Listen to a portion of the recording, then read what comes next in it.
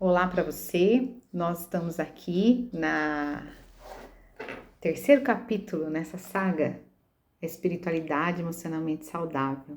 Está acompanhando? Então acompanha comigo a segunda parte do capítulo 3 desse livro, que fala a respeito de dois dons muito importantes para nós, que é o dom de se firmar no amor de Deus e o dom de se libertar das ilusões. Eu quero fazer um grande resumo desse capítulo aqui para você, que integra, né, a emoção, a saúde emocional com a espiritualidade contemplativa.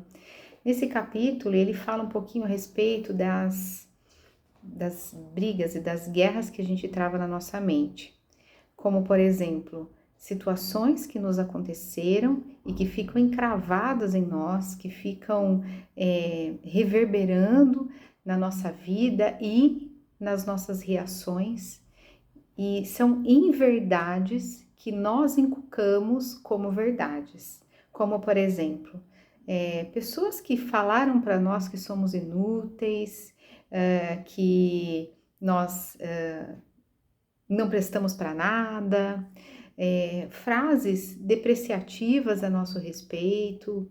Eu estive recentemente conversando com os pais e com os adolescentes da nossa comunidade e foi muito interessante que eu trabalhei exatamente nesse contexto com eles de quais foram as frases e as palavras que os seus pais disseram para você e que hoje você acredita que é determinante para você nos seus relacionamentos e às vezes é um grande entrave no seu relacionamento com seu filho. E eles ali falaram, conversaram com a gente a respeito desses entraves. E quando a gente conversa com os adolescentes, a gente percebe o seguinte, que aquilo que mais os pais temiam, que era se parecer com algumas características dos seus pais, são realmente características que eles também deixam florescer dentro de casa. Porque algumas situações que nos acontecem ao longo da nossa história, da nossa vida, trazem para nós como sentenças, como se nós fôssemos realmente um inútil, como se a gente precisasse do outro para se do credenciamento do outro para se reafirmar, como se a gente dependesse das pessoas para mostrar o nosso valor e não de nós mesmos. E essas crenças e esses valores que a gente vai colocando para nós nos afasta não apenas da comunhão com o outro, com o próximo, mas da comunhão com Deus.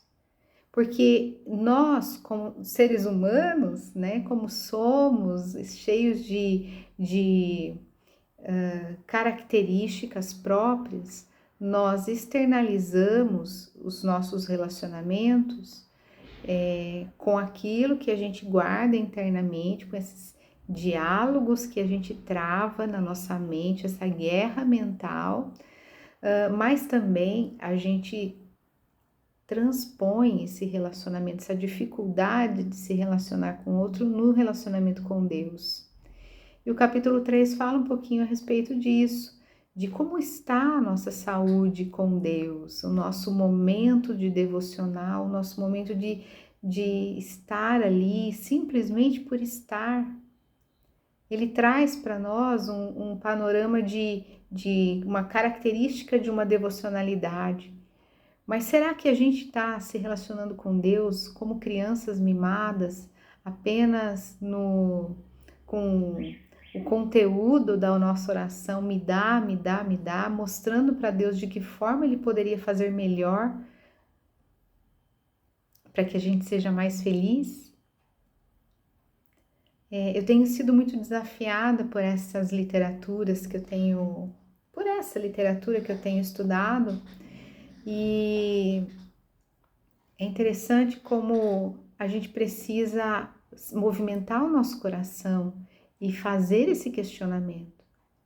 Quando eu comecei a perceber o conteúdo da minha oração e de como eu passava o meu tempo com o Senhor, eu comecei a perceber que realmente a minha oração estava totalmente superficial. Esse meu tempo, esse meu momento com Deus estava apenas na ponta do iceberg. Eu não sei de você, mas eu não quero ter um relacionamento com Deus somente superficial, somente pela ponta do iceberg. Eu quero profundidade com Deus. E depois disso eu comecei a me movimentar em direção a isso. Mas ele diz que geralmente quando a gente trava essas guerras, essa luta na nossa mente, a gente precisa lembrar de quem Deus é e de como Ele nos trata. E ele traz para nós um texto que eu vou falar para vocês em forma de oração, porque eu acredito que esse tempo em que nós estamos vivendo, é necessário que a gente se liberte dessas ilusões e dessas crenças e desses padrões que muitas vezes foram inculcados para nós e a gente não se aproxima de Deus, porque muitas vezes a gente acredita que Deus está muito distante de nós, Ele não se preocupa com os nossos problemas, com as nossas dificuldades, com a mudança do nosso temperamento. Deus, Ele se agrada em ver os seus servos, os seus amigos, conversarem com Ele. A palavra diz, já não te chamo mais de servo, porque o servo, ele não sabe o que o Senhor faz. E Ele se revela a nós quando a gente se aproxima dEle. Eu estava conversando com a Júlia, minha filha, essa semana, levando ela para a faculdade, e ela falou para mim assim, a gente estava conversando sobre a palavra, e eu falei, olha, nosso relacionamento com Deus é comparado com esse sol, era um solzinho da manhã, e estava um friozinho, e o sol, ele tem toda a sua intensidade, e ele não muda, ele é o sol. E independente do horário do dia, a intensidade que sai dele, que emana dele é a mesma. Mas nós sentimos essa radiação, nós sentimos esse calor com intensidades diferentes ao longo do dia, por causa da distância que ele está de nós. E o nosso relacionamento com Deus é dessa forma. Se nós nos afastamos da presença de Deus, a gente sente um Deus longe, um Deus que não se importa conosco. Mas quanto mais a gente se aproxima, mais a gente sente a intensidade do amor dele por nós. E é essa intensidade de amor que sopra nos nossos corações quando a gente precisa travar essas guerras na mente. Quando a gente precisa entender o quanto nós somos amados, amadas e planejadas, e que a nossa vida não foge do controle do Pai, e que muito mais do que isso, Ele tem um propósito muito bem definido para nós.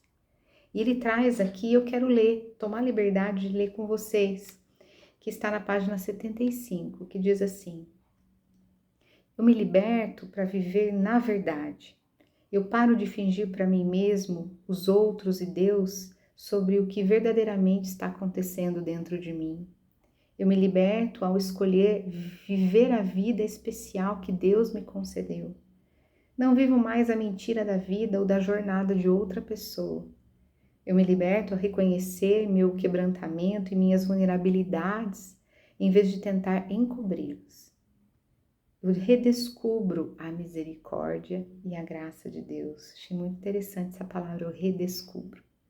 Eu me liberto da necessidade de me prender a realizações, coisas ou aprovação das pessoas para me sentir bem. Eu experimento o dom de ser filho de Deus, filho do Abba. Que Deus abençoe você, que Deus abençoe o seu momento de devocional. Como atividade, eu peço para que você pare um pouquinho e reflita qual é o conteúdo da sua oração ultimamente e que nível você está de comunhão com o Senhor. Eu acredito que Ele nos deu essa oportunidade, esse privilégio de estudar esse livro para que a gente chegue em níveis mais profundos da presença dEle. Deus abençoe você.